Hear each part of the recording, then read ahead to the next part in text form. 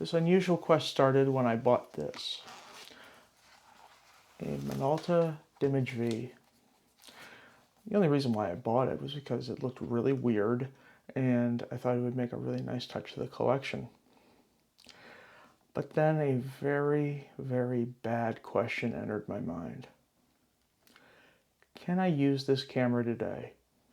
Is it even possible? Well, the Minolta Dimage V was unveiled at Photokina in 1996. It's only a 0.35 megapixel camera, very tiny sensor, but it had a really unusual feature to it. The lens could come off. And what you would do is you would put a lanyard in between here so you could literally have any place you wanted to put this lens. I don't have that feature and I don't really care for it. The lens body itself is a 34 to 92 millimeter mechanical zoom with a f5 to f5.6 fixed aperture. The shutter can go as slow as 1/30th of a second all the way up to 1/10,000th of a second. The camera itself sports only one ISO setting, and that's 160, so this is an outdoor only camera unless you have very strong lighting indoors, which is useless. Just use this outdoors if you decide to. It has through the lens center weighted metering in the CCD sensor. Well, enough about the lens and enough about the basic stuff for the camera.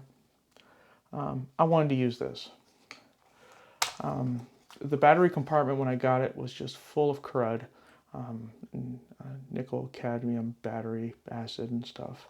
In order to take it apart so I could clean it a little bit better was to turn this, and then I took out this one screw. There was a clip around up here, and then the whole thing just pops off. And I was able to clean all that out, as you could see from the video short that I will post up in the upper right hand corner. Now the real problem started to happen. No memory card. These cameras took the archaic 5-volt SmartMedia cards that were only used in like a dozen cameras. Actually, here's the list. These are all the cameras that took 5-volt SmartMedia cards.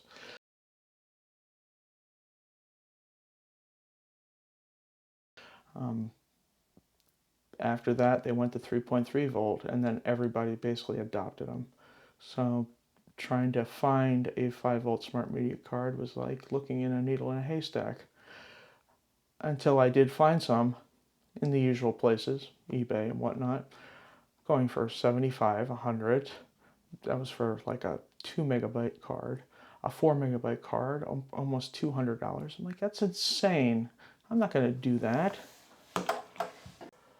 And what I did was I went back to Japan and picked up this, which is a 1997 Fujifilm Clip-It DS20, which was sold as the DX7 here in the States. I paid 25 bucks for it, but why on earth would I buy a Fujifilm camera? I collect Minolta. Well, this was the reason. It came with a SmartMedia card. So basically I paid 25 bucks for a SmartMedia card and they threw in a camera for free. I got the batteries, I got the card. Well, that's great, I can take the pictures. But how am I going to get the pictures on the computer? SmartMedia card readers exist today, but they're only for 3.3 volts. And they don't really work. I started going through my options, trying to find out what could I do. All 5-volt SmartMedia card readers are designed for Windows 95, Windows 98, Windows Millennium, aka 2000. What am I going to do? A friend of mine in Asia made a suggestion, and it's phenomenal. This is the Fujifilm SMR2. It's designed specifically for SmartMedia cards, 3 volt and 5 volt, and it works with modern PCs. So I can take the photos and put it right in here. That was a little... Just plug it right into the USB port of a modern computer. The Windows has the drivers, it'll immediately boot it up, and you can just go right in, because this thing takes JPEGs. You just go right in, take your images, and do what you want. So, here we go. The fun part is getting these batteries where they need to go, especially the corner ones, because they have to go a specific way.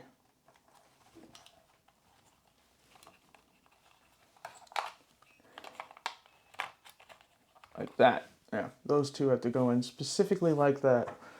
And then we have that one, and then the card goes like that. This goes like that. That goes like that. There we go. So if we pull down this little drop down, there's not very many options on this thing. We have clear, format, date, and timer, and then we have standard and fine. As you can see, there's 30. You can take 39 images. This is a 2 megabyte card. You can take 39 standard images, or 15 fine. By the way, this camera takes massive amounts of battery power, but I'm going to upgrade batteries to some rechargeable soon, but it works right now. We got flash control, the display. We can select the display. Now, I took the batteries out, so of course the time does not match, but it does go up to current date. The lock is to protect your images. You can adjust exposure compensation, which is pretty cool. Here are some images I took with the Dimage V. I love these test images because they're very warm. It looks like a film from the 90s.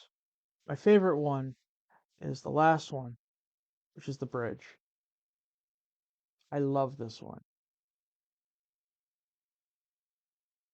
Maybe in the future, I'll do a comparison between the Fujifilm Clip-It DS20 and the Minolta Dimage V, because they both came out about the same time. This one was released in '96, but they didn't start shipping until '97, and this one came out in '97. So this might be a really good comparison in the future. So yeah, those of you who want to use SmartMedia cards today, this is going to be your best friend. Keep shooting Minolta, friends.